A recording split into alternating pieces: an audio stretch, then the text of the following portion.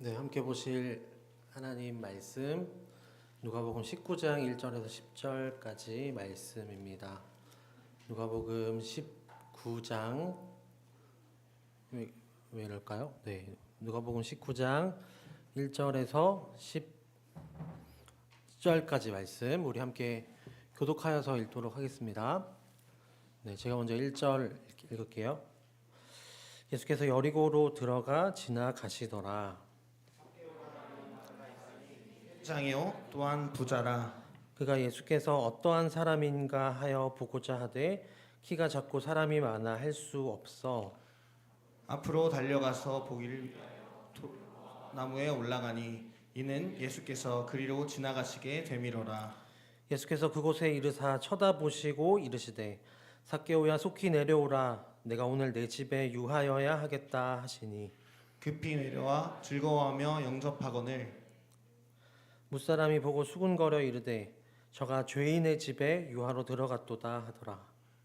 삭개오가 서서 주께 여짜오되 주여 보시옵소서 내 소유의 절반을 가난한 자들에게 주겠사오며 만일 누구의 것을 속여 빼앗은 일이 있으면 네 갑절이나 갚겠나이다.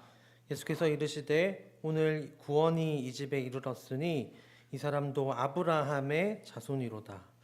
인자가 온 것은 잃어버린 자를 찾아 구원하려 함이니라. 아멘. 네, 여러분 한 주간도 평안하셨습니까? 네, 오늘까지도 새로운 목사, 네, 서원찬 목사입니다. 아마 지난주에 또 명절이 끼어있고 그래서 저를 처음 보시는 분들도 있지 않을까 그렇게 생각은 해보는데요. 그래도 네, 감사하게도 또 이렇게 저를 위해서 부회장님 기도해 주시고 또 함께 또 계속해서 기도해 주셔서 감사합니다. 순모임에 보니까 기도 제목에 저를 위해 기도해 주신 분들이 종종 있더라고요. 네, 저도 많이 기도해야겠지만 우리 공동체를 세워 나가기 위해서 그렇게 우리 한 마음으로 기도하면서 세워 나갔으면 좋겠습니다. 그래서 부족한 제가 또 이 자리에 서서 말씀 전할 텐데 저를 바라보지 마시고 오늘 하나님께서 여러분들에게 뭐라고 말씀하시는지 여러분들이 지금 서 있는 이 자리에서 하나님 나라가 여러분들과 무슨 상관이 있는지 이렇게 마당만 밟고 돌아가는 것이 아니라 형식적인 종교 생활만 하는 것이 아니라 하나님께서 여러분들에게 뭐라고 말씀하시는지 여러분 기대하는 마음으로 우리 오늘 설교 듣고 또 기도하는 시간 가졌으면 좋겠습니다. 지난주에 이어서 제가 당분간은 예수님이 보여주신 하나님 나라 한 조각이라는 주제로 계속해서 말씀 전하려고 하고요. 돌이켜 보니까 제가 지난주에 좀 욕심이 많았던 것이 아닐까라는 생각이 들었어요. 이렇게 서론의 하나님 나라에 대해서 이렇게 너무 많이 설명한 것은 아닐까 하는 생각이 들어서 복습 잠깐 하고 넘어갈게요. 네, 첫 번째는 하나님 나라는 어떤 곳인가요? 이렇게 물어본다면 첫 번째는 예수님이 이 땅에 오신 이유이자 예수님의 최종 목적지인 십자가와 부활을 통해서 시작한 것, 십자가와 부활을 통해서 이루신 것, 그것이 바로 하나님 나라입니다. 여러분 예수님께서 사역을 시작하실 때 가장 첫 마디, 예수님의 사역을 잘 보여주는 그 첫 마디에 뭐라고 하셨죠? 너희들은 나를 믿어야 한다 이렇게 말씀하셨나요? 그렇게 하지 않으시고 말씀 보여주실래요? 함께 읽어볼까요? 네, 함께 읽어보겠습니다. 시작. 이르되 때가 찼고 하나님의 나라가 가까이 왔으니 회개하고 복음을 믿으라 하시더라. 네, 예수님은 나를 믿으라 이렇게 말씀하시지도 않으셨고 예수 천당 불신지옥 이렇게 외치지도 않으셨고 하나님의 나라가 가까이 왔다 이렇게 말씀하셨습니다. 예수님이 일관되게 하나님 나라 복음을 이 땅에서 선포하셨고 살아내셨습니다. 그리고 예수님은 십자가와 부활을 통해서 하나님 나라의 첫 열매, 새 이삭이 되셨다라고 그렇게 바울은 말씀하고 있었습니다. 두 번째, 하나님 나라는 하늘 위에 있는 나라가 아니라 어디에 있다고요? 우리 가운데 임한다라는 말씀이었습니다. 누가복음 17장 21절에 보면 예수님께서 뭐라고 하셨죠? 하나님의 나라는 볼 수 있게 임하는 것이 아니고 그 다음 절에 보면 너희 안에 있느니라 라고 이렇게 말씀하셨습니다. 하나님의 나라는 죽은 영혼들이 떠도는 하늘 위에 어떤 제3의 공간이 아닙니다. 하나님 나라는 하나님이 만드신 창조 세계, 창세기 1장에서 하나님께서 만드신 창조 세계가 죄가 들어오기 전의 상태로 회복되는 것. 그 죄도 없고 아픔도 없고 슬픔도 없었던 그 에덴 동산으로 회귀하는 것, 회복되는 것, 그것이 하나님 나라입니다. 여러분, 우리가 천국이 하나님 나라가 하늘에 있다라고 오해하게 된 이유 중에 하나는 무엇이냐면은 마태복음에는 하나님 나라라는 단어가 나오지 않습니다. 대신에 어떤 단어가 나온지 혹시 아시나요? 하늘 나라라는 단어가 나옵니다. 왜 마태복음에는 하나님 나라 대신에 그 하늘 나라라는 단어를 썼냐면 마태복음은 아시는 분들은 아시겠지만 유대인들을 위해 쓰여진 책이거든요. 유대인들 보라고 쓴 책이에요. 그래서 유대인들은 하나님의 이름을 부르는 것을 경건하지 않다라고 생각했기 때문에 하나님 나라라는 직접적인 표현 대신에 그들에게 익숙한 하나님이 계시는 곳, 하나님이 우리를 지켜보고 계시는 곳, 하나님이 다스리는 곳이라는 뜻에서 하늘이라는 표현으로 대신 한 것입니다. 그리고 유대인들은 이미 이 개념을 너무나 잘 알고 있었기 때문에 굳이 뭐 이렇게 바꿔 쓸 이유가 없었던 거죠. 그리고 세 번째는 이미 그러나 아직은 already but not yet 입니다. 하나님 나라는 예수님으로부터 이미 시작되었습니다. 우리는 이 땅에서 하나님의 나라의 백성으로 살아가지만 이 땅에는 여전히 죄가 있습니다. 아직은 하나님의 나라가 우리 가운데 완전히 임하지 않았습니다. 하나님 나라가 부족한 것이 아니라 하나님의 나라가 우리 가운데 완전히 임하지 않았다라는 것이죠. 언제 완성되나요? 예수님이 다시 오실 때 완성되겠죠. 그래서 바울은 우리가 싸워야 한다라고 얘기했습니다. 하나님의 나라가 임할 때까지 싸움의 전쟁에 자주 비유했습니다. 그런데 그것은 그 싸움은요, 우리가 싸워야 할 싸움은 승패를 알 수 없는 아주 치열하게 붙는 싸움이 아니고요, 이미 승리가 선포된 싸움입니다. 예수님께서 부활하실 때, 죽음과 부활하실 때 이미 사탄의 머리를 짓밟음으로 승리하셨죠. 우리가 해야 될 일은 그 악의 세력과 치열하게 싸워서 때로는 지기도 하고 때로는 비기기도 하고 때로는 가끔은 이기기도 하는 것이 아니라 우리는 예수님께서 승리하신 그 땅으로 나아가서 깃발을 꽂는 것을 우리는 하는 것입니다. 하나님의 나라는 이미 시작되었고 누가복음에 보면은 하나님의 나라가 이 땅에 침투해 들어오고 있다라고 말씀하시거든요. 여러분, 우리는 그 침투해 오는 하나님 나라를 따라서 이 땅에서 살아내기만 하면 되는 것입니다. 사랑하는 여러분, 간절히 바라고 소망하기는 주님께서 우리의 눈을 열어서 하나님의 나라를, 이미 시작한 하나님의 나라를 볼 수 있게 하시기를 축복합니다. 여러분, 그리고 오늘 말씀을 통해서 예수님이 보여주신 하나님 나라, 우리 그거 무엇인지 함께 확인해 보기를 원합니다. 오늘 우리가 본문에서 예수님이 만난 사람은 누구죠? 삭개오죠. 성경은 삭개오의 특징을 세 가지로 이렇게 소개하고 있어요. 세 가지 이렇게 오늘도 동일하게 하려고 하는데요. 첫 번째는 삭개오의 이름입니다. 삭개오의 이름. 삭개오의 이름에는 삭개오의 정체성이 들어가 있습니다. 재밌는 것은 삭개오의 이름은 특이하게도 히브리어와 헬라어가 함께 들어가 있습니다.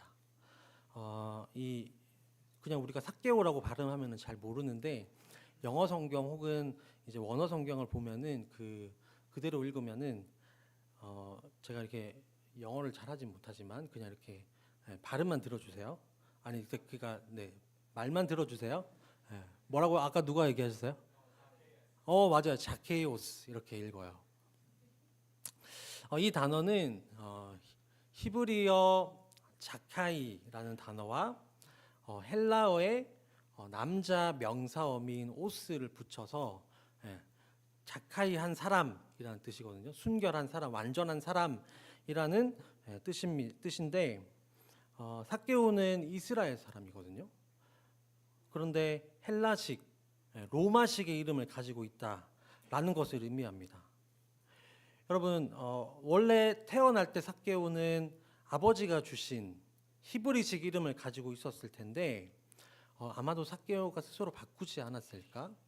그렇게 추측합니다. 그럼 삭개오가 왜 자기 이름 바꿨을까요? 자기 이름의 그 헬라식 이름을 그렇게 부르라고 자신에게 그렇게 바꿨을까요? 그 이유는 무엇이냐면은 그의 삶을 통해서 알 수 있는데요. 삭개오의 두 번째 특징, 삭개오의 직업 여러분 무엇이죠? 삭개오의 직업은 세리장입니다. 세리는 말하자면 당시로 말하자 우리나라의 역사와 비유해서 말하자면 일제 강점기의 순사와 같은 사람들이었습니다. 일제의 편에 서서 우리나라 사람들을 핍박하고 약탈하고 그 일제의 수탈에 앞장섰던 사람들이 그 순사들이죠. 가난한 자기 나라 사람들과는 달리 일제 편에 서서 돈도 많이 벌고 권력도 차지하고 또 일제 보호를 받으면서 살았습니다. 세리장도 마찬가지입니다. 세리는 세금을 걷는 세금 공무원인데 그냥 공무원이 아니었고 여러분 잘 아시겠지만 로마는 이 이스라엘을 포함한 많은 국가들을 당시에 이렇게 정복하고 다스리고 있었잖아요. 근데 이 피지배국들을 대상으로 감당할 수 없는 엄청난 세금을 걷었습니다. 기록에 의하면 이미 예수님 태어나셨을 때 이미 예수님 계셨을 그 당시에 어떤 기록에 의하면 예루살렘에 사는 대부분의 사람들이 90% 이상이 빈민층이었다라는 기록도 있습니다. 그런데 거기서 멈추지 않고 로마는 더 많은 세금을 짜내었죠. 그래서 세금을 내지 않으면 협박하고 때리고 감옥에 넣고 자식들을 노예로 팔아버리는 등 아주 잔인한 방법들을 사용했습니다. 그리고 이 일을 그들이 직접 한 것이 아니라 그 나라의 사람을 통해서 시킨 거죠. 그것이 바로 세리였던 것입니다. 그런데 이 세리들은 로마가 요구한 돈보다 더 많은 돈을 걷었어요. 왜 그랬을까요? 자기 주머니에 챙기려고 그랬던 거죠. 동포의 눈물과 피로 자신의 배를 불렸던 것이죠. 로마의 높은 사람들에게 그 돈으로 뇌물을 주기도 했고 그로 인해서 더 높은 권력을 차지하고 그 로마의 보호를 얻고 더 건방지게 더 나쁜 행동들을 많이 했습니다. 이런 자들이 세리들이었습니다. 그런데 여러분 삭개오의 직업이 뭐라고요? 그냥 세리가 아니고 세리장입니다. 매국노 중에 매국노가 바로 이 삭개오였던 것이죠. 여기에 더해서 세 번째 특징, 삭개오는 키가 어땠나요? 컸나요? 작았나요? 작았습니다. 평균보다 작았다는 말일 수도 있고 아니면 장애를 가지고 있다 이렇게 말하는 분들도 있는데요. 어쨌든 삭개오는 외형적으로 열등감을 가지고 있었고 이것은 그 삭개오를 싫어하는 사람들에게 큰 조롱거리가 되어서 놀림을 받았을 것입니다. 여러분 이 모든 것들을 종합해 보면 삭개오가 왜 유대식 이름을 헬라식으로 바꾸었는지를 알 수 있습니다. 여러분 삭개오의 입장이 되어서 한번 생각해 보세요. 삭개오는 난 아주 특별한 사람이야 이렇게 생각했을 것입니다. 나는 아주 이 시대의 사람들과 다르게 나는 세련되고 똑똑한 사람이라고 평가했을 것입니다. 이 어렵고 험난한 시기에 90% 이상이 빈민층인 이 시대 가운데 나는 저 평범하고 가난한 사람들과는 달리 어때요?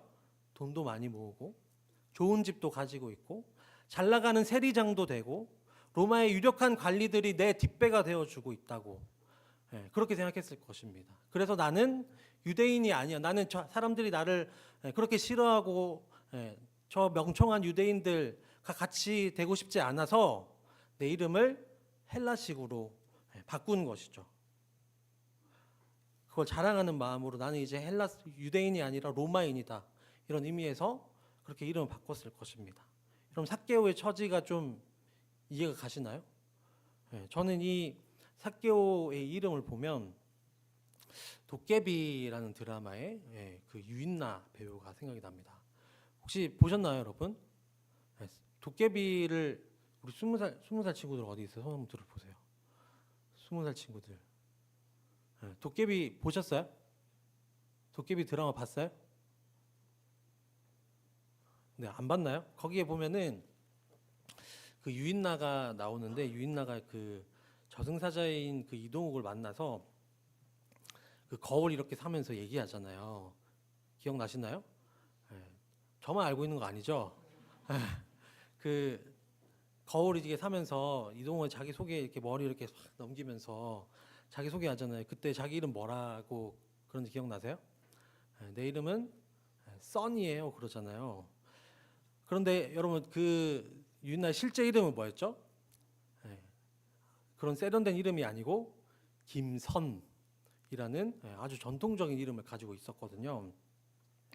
그 이유에 대해서 이제 나무 위키에 보면 이런 해석이 있는데 부모님이 딸 잘 살라고 없는 살림에 비싼 돈 내고 점쟁이에게 받은 이름이지만 그 이름은 본인은 청승맞고 사연 있어 보인다면서 반짝반짝한 느낌을 주는 써니라고 예명을 지어 다녔다. 그런 이제 해설이 나옵니다. 그러면 아마 삭개오도 같은 마음이었을 거라고 생각해요. 이 지긋지긋한 모국의 정체성을 버리고 로마인이 되고 싶었던 삭개오가 이런 마음이었을 것입니다.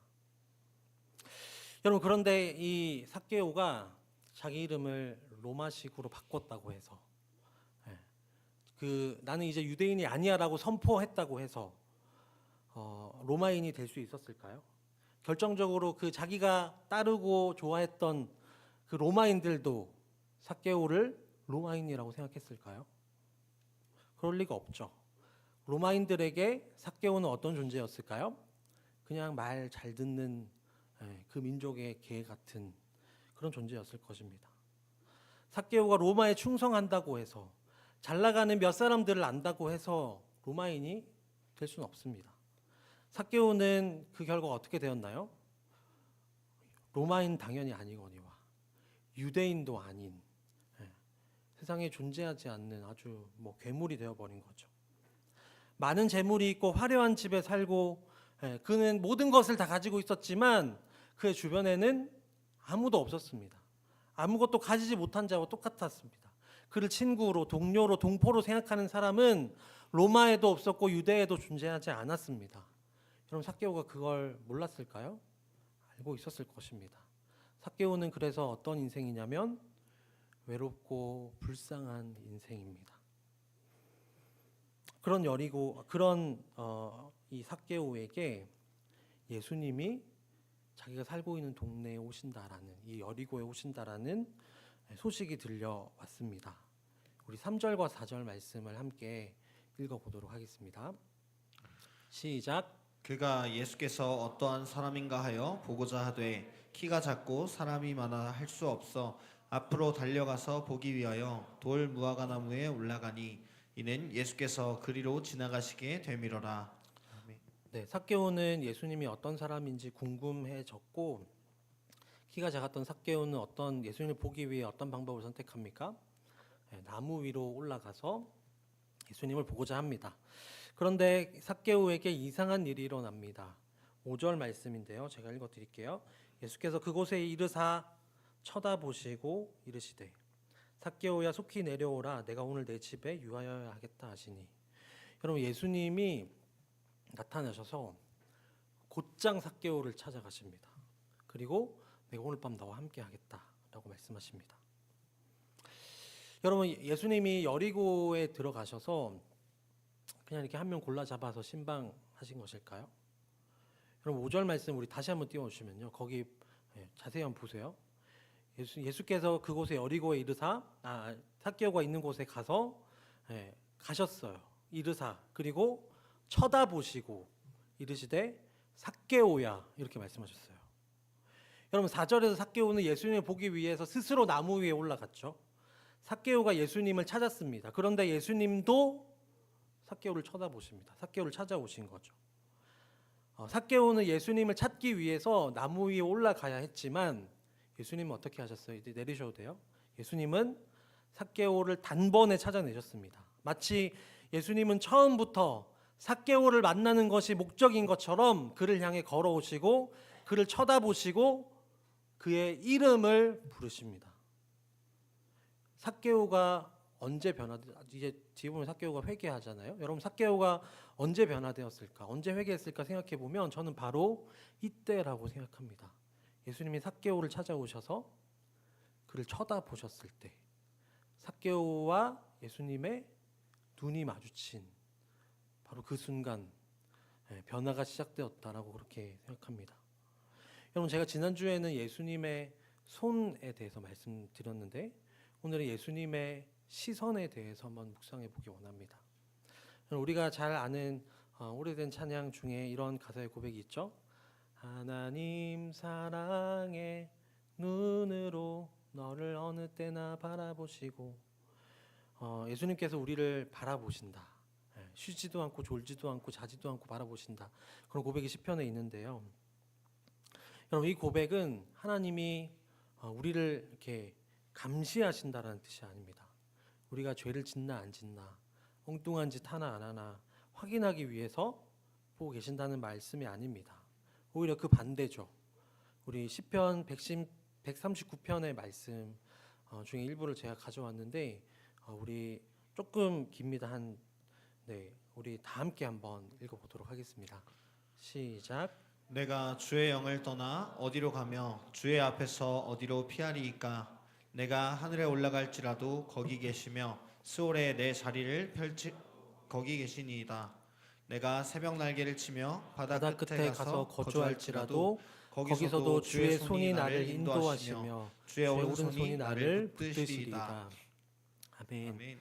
여러분 예수님께서 삭개오를 단번에 찾아내신 것처럼 우리가 어디에 있든지 우리를 찾아내시고 보호해 주신다라고 시편의 저자는 고백하고 있습니다. 여러분 우리가 기도할 때 예수님의 강한 손을 의지하여 기도하기를 바랍니다. 그뿐만 아니라 능력의 눈을 의지하여 기도하기를 바랍니다. 여러분 우리가 시편에 읽은 말씀처럼 내가 하늘 끝에 거할지라도, 내가 바다 끝에 버려질지라도, 심지어 그것이 스올일지라도, 지옥일지라도, 지옥과 같은 고통을 겪고 있다 할지라도 예수님께서 어떻게 하신대요?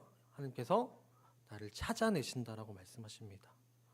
아무도 주목하지 않는 내 인생을 찾아내시고 내가 너와 함께 하고 있다. 내가 너를 구원하겠다. 반드시 내가 너를 찾아가겠다. 라고 말씀하십니다. 그곳이 지옥일지라도 말이죠. 여러분 예수님의 눈길은 하나님의 나라로 초대하시는 능력의 눈길입니다. 삭개오를 단번에 변화시킨 예수님께서 그 능력의 눈길로 부서져 버린 우리의 마음과 소망 없는 인생도 변화시켜 주실 것입니다. 불꽃과 같은 눈동자로 나를 바라보고 계시는 하나님의 능력을 여러분들이 꼭 경험할 수 있기를 간절히 소망합니다. 본문으로 돌아와서 이 예수님을 만난 삭개오는 마침내 이렇게 고백합니다. 예수님, 내 재산의 절반을 팔아서 가난한 사람 나눠주겠습니다.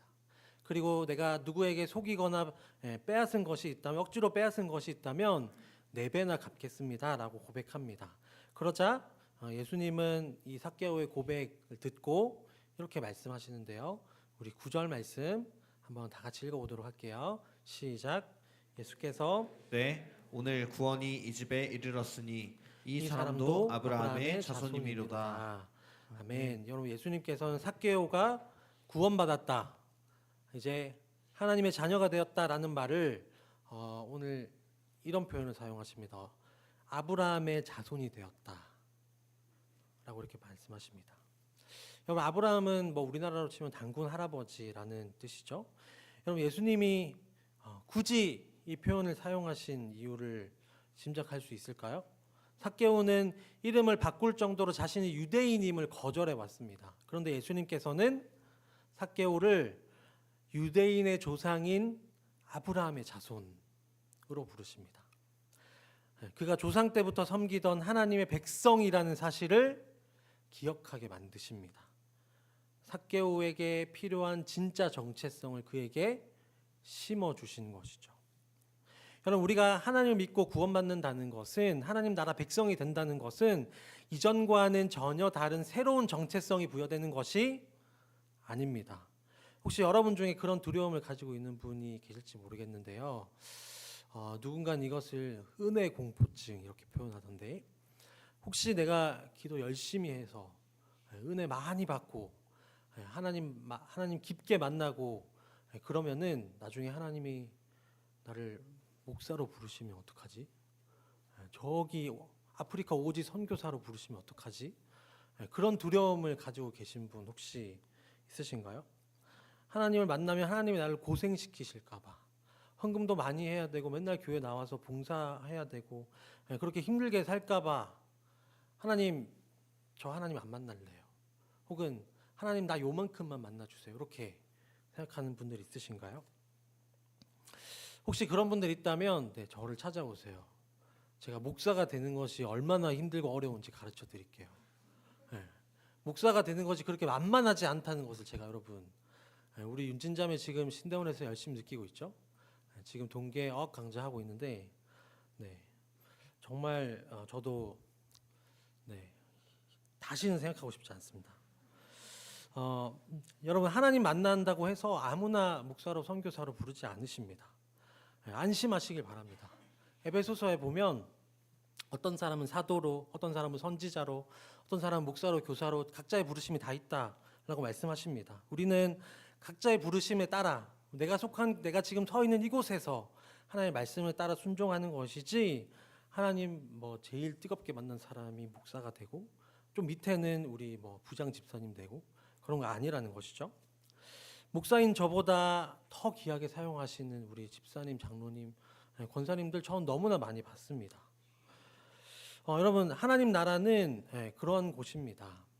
가장 내가 나다워지는 곳. 홍이삭이라는 가수가 부린 하나님의 세계라는 찬양에 보면 그런 가사가 있습니다. 참 아름다운 곳이라 주님의 세계는, 정말로 내가 나답고 솔직할 수 있는 곳.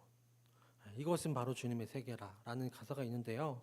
여러분, 그렇습니다. 하나님 나라 백성이 된다는 것은 전혀 다른 새로운 사람이 되는 것이 아니라 가장 나다운 존재가 된다는 뜻입니다. 하나님의 나라는 하나님이 처음 만드신, 제가 아까 얘기했죠? 창세기 1장에서 하나님이 처음 만드신 가장 아름답고 거룩한 창조 세계가 회복된다라는 것입니다. 그 중앙에는 하나님께서 인간과 특별히 교제하시는 에덴 동산이 있었고, 인간은 그 안에서 참된 자유를 누렸습니다.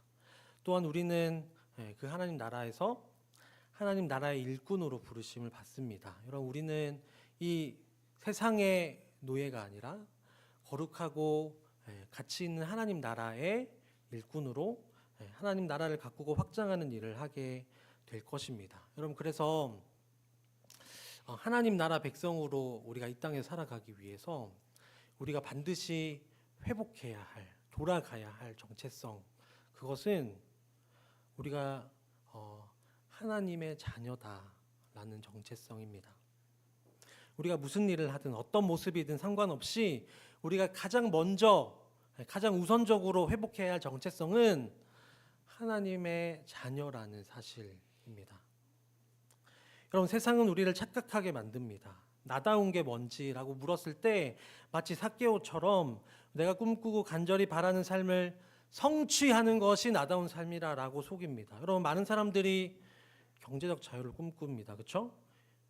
20억, 30억 정도 가지고 있으면, 건물 몇 채 소유하고 있으면 나다운 삶을 살 수 있을 거다라고 생각합니다. 그렇게 해야 가치 있는 삶을 살 수 있을 거라고 생각합니다. 그럼 블라인드에 들어가 보신 적 있나요? 저도 블라인드에 가본 적이 있는데, 거기서 이제 이렇게 하나 싹 넘기면은 그 인기 글이 쭉 떠요. 근데 거기에 이제 피드가 계속 바뀌는데도 항상 있는 글이 무엇이냐면은, 나 월급 이 정도 받고 내 재산은 얼마 정도, 모아놓은 돈은 얼마고, 차는 이런 것 타고, 부모님의 직업은 뭐고, 내 재산, 부모님 재산이 이 정도야, 부모님 노후 관리 이 정도 해놨어, 나 이 정도 했는데 괜찮은 사람이야? 나 괜찮은 삶 살고 있는 거야? 나 결혼할 수 있어? 나랑 결혼할 사람 이 정도면 괜찮은 사람이야? 이렇게 묻는 글들이 너무나 많이 있습니다. 여러분, 그런데 절대 그런 것이 그 사람의 정체성을 결정하지 않습니다. 돈이 아무리 많아도, 높은 자리에 올라도 자신을 잃어버렸던 삭개오처럼 말입니다. 여러분 내가 나다울 수 있는 삶을 그런 삶을 살 수 있는 것은 하나님의 자녀라는 정체성으로 살아갈 때 많이 가능한 일입니다. 여러분 제가 목사라서 제가 세상에서 일해보지 않아서 이런 나이브한 말, 현실성 없는 말 하는 것 같나요? 여러분 제가 예를 한번 들어볼게요. 뭐 여러분들이 여러분들의 삶에 대해서 잘 알겠지만 여러분 심지어 목사로 살아가는 저도 제가 목사라는 정체성보다 하나님의 자녀라는 정체성을 가장 앞에 두고 사역해야만 전 목사가 될 수 있습니다. 여러분 그런데 그 정체성 대신에 내가 목사라는 정체성을 앞에 세우면 어떻게 될까요? 제가 설교를 할 때 감동을 주기 위해 설교를 하고 내 편을 만들기 위해 신방을 하고 많은 사람들을 모으기 위해서 사역을 한다라고 생각해 봅시다. 여러분 그러면 그렇게 제가 사역한다면 저의 자랑은 무엇일까요? 내가 이렇게 많은 사람들을 모으고 그 앞에서 설교하고 이렇게 세련된 사역을 했다라고 자랑하게 될 것입니다. 여러분 그런데 그것이 저의 목표가 되어서는 안 된다는 것 잘 아시죠?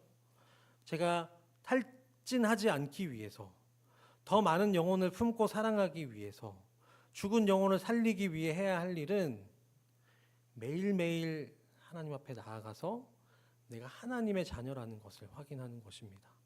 그래야만 저는 탈진하지 않을 수 있고요. 그래야만 더 많은 영혼을 품고 사랑할 수 있습니다. 나의 생명과 사역의 주인이 하나님이라는 사실을 인정하는 것이죠. 여러분 목사뿐만이 아닙니다. 무슨 직업이든 무슨 일을 하든 어떤 상황에 있든 다 마찬가지입니다. 여러분 하나만 더 예를 들어볼게요. 여러분 선생님이라고 한번 생각해 봅시다. 물론 이제 여러분 요즘 공교육이 그렇게 만만하지 않다는 것, 실태가 아주 복잡하다는 건 알고 있지만 그냥 원칙적인 이야기라고 생각하고 우리 한번 생각해 봅시다. 교사의 역할은 뭐예요? 학생들을 가르치고 바른 길로 인도하고 그 성품을 틔워주는 것이죠.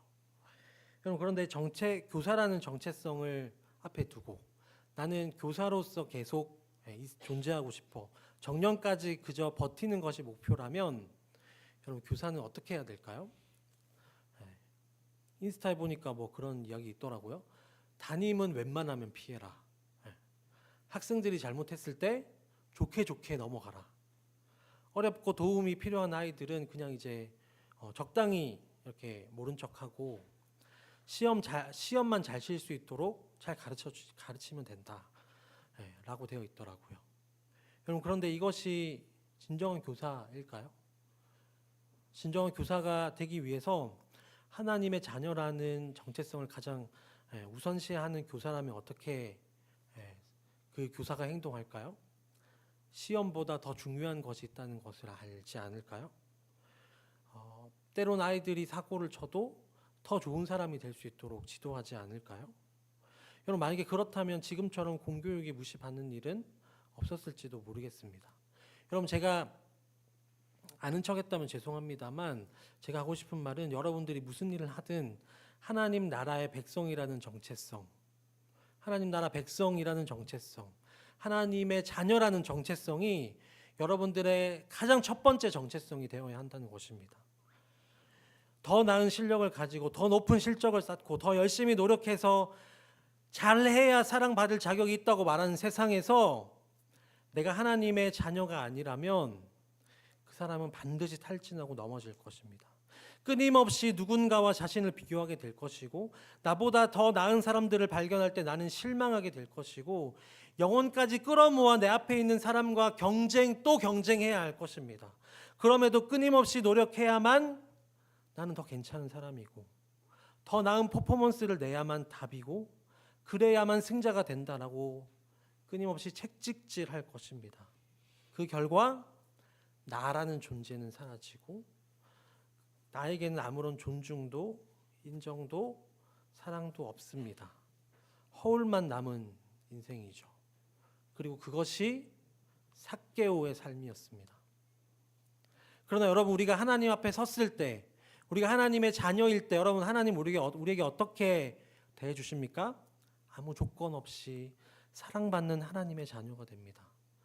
노력하지 않아도 뭔가를 성취하지 않아도 심지어 우리가 죄가 있다 할지라도 여전히 하나님의 자녀입니다.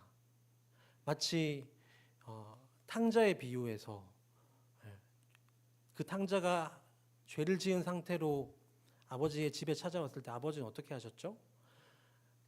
그 탕자가 둘째 아들이 여전히 잘못했음에도 불구하고 바로 죄를 회개하지 않았음에도 불구하고 아버지는 어떻게 하셨죠? 매일매일 집 앞을 나가서 저 멀리 나가서 그 아들을 기다렸습니다. 여러분 하나님은 우리가 죄가 있다고 해서 우리를 멀리 쳐내시는 분이 아닙니다. 네가 반드시 회개해야만 너는 하나님의 자녀야라고 말씀하지 않으십니다. 그리고 너는 그 자체로 하나님의 자녀야 라고 말씀하시죠. 여러분 또 하나님 나라 백성은요, 비록 작은 역할일지라도 우리는 거대한 하나님 나라에서 우리가 맡은 일은 아주 작고 보잘것없는 일일지도 모르겠습니다. 그러나 이 세상에 어떤 일보다 가치 있는 이 세상에 어떤 일보다 더 영원한 일을 우리는 하게 될 것입니다. 여러분 우리가 이 땅에서 비록 청소를 하더라도요, 우리는 하나님 나라를 위해서 하는 것입니다. 하나님 나라의 확장을 위해서 하는 것입니다.